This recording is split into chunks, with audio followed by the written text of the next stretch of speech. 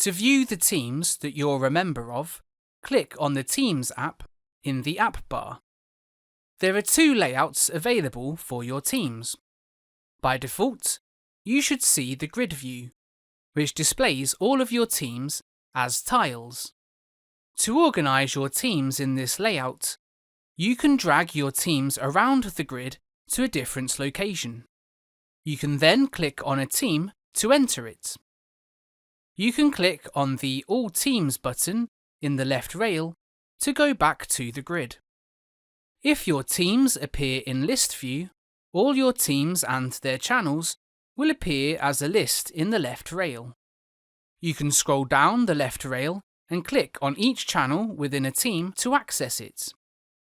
To organise your teams in this layout, click and hold the title of a team in the left rail and then drag it up or down, dropping it in a new location. To switch your layout, go to your team's settings.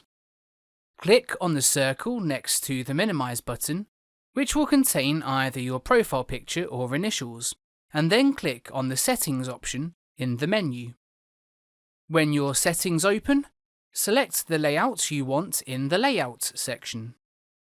If you know the name of the team or channel that you want to access, you can also quick search for it using the search bar.